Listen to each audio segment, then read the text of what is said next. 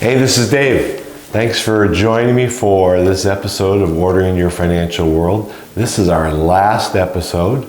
It's what we've been aiming to get to this whole time, and that is an episode on investing.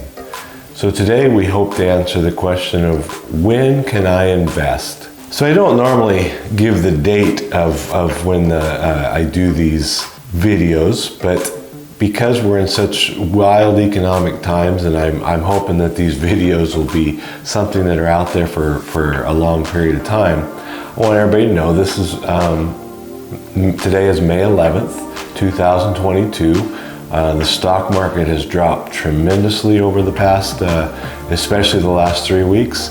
The housing market seems to be cooling off, where not as many houses are being sold, and the big rise up in prices of houses seems to be peaking and maybe even starting to go back down the other side a little bit. So things are in a little bit of flux. So you need to keep that in mind when you're watching this video, that we are in a little bit of strange economic times.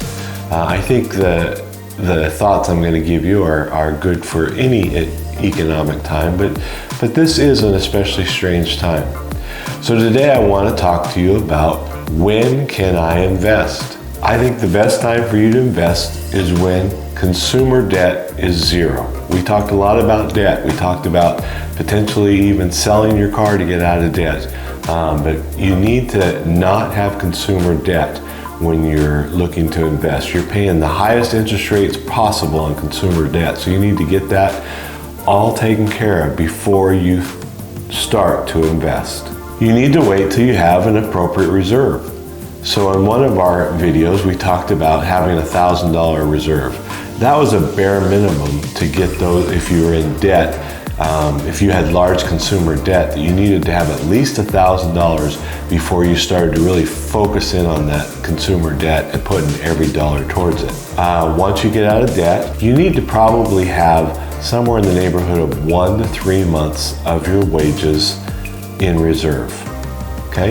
If you have a good job and you have a good stable 401k, 1 month may be enough, but 1 to 3 months is probably a better gauge for you. You need to have that in reserve before you start to invest. You also need to have your retirement accounts fully funded. By that I mean every year you're contributing the max to your retirement funds. The quickest way for the average American to get rich and to be able to retire comfortably is to have a solid retirement fund.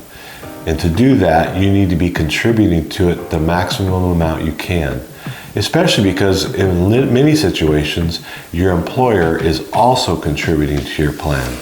So that's free money to you. You then need to save enough money to invest. So investing anymore is actually pretty expensive. So if our average home in America right now is selling for $400,000, well, 20% is $80,000. That's a pretty sizable investment. You need to have a sizable fund of money set aside that is your investment money. The last thing you need is that you need to become somewhat of an expert in the field you're going to invest in. If you own a personal residence, then you've really taken the first steps to become an expert in owning residential rentals.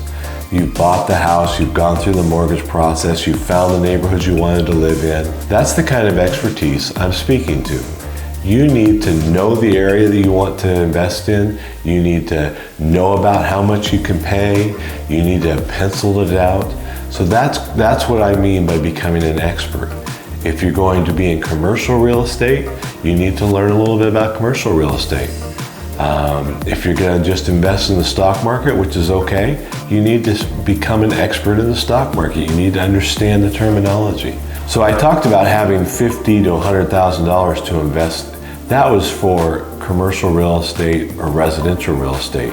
If you're just looking to invest in the stock market or in cryptocurrency, in those situations, you don't have to wait till you have a sizable chunk of money. As soon as you start saving money for investment, you can begin to do those investments. I mentioned that we're going through some crazy economic times. This is a picture of Warren Buffett. Warren Buffett His nickname is the Oracle of Omaha because he's from Omaha, Nebraska. He actually bought a house roughly 60 years ago and has lived in the same house for the last 60 years. He looks like a fairly unassuming man, but this man is worth billions of dollars.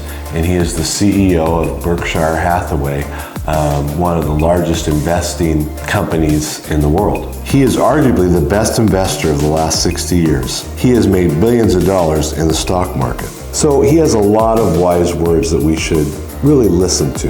In his most recent shareholder meeting, he said he does not plan on any major investments in the foreseeable future, but plans on growing his company's cash reserve, which currently sits at around $100 billion. So he has a lot of cash already, and he does not plan on putting that amount of cash into action anytime soon. If you're looking to invest right now, you may want to heed Mr. Buffett's advice and just put your money away and wait till inflation calms down. I don't think it's going to take a long time. We're probably talking 6 months, but it's a good idea to wait. It's important to not force the issue of investing. I've been guilty of pushing my way into an investment, trying to force it to happen. Those investments have been my worst investments. It's okay to wait on the right investment.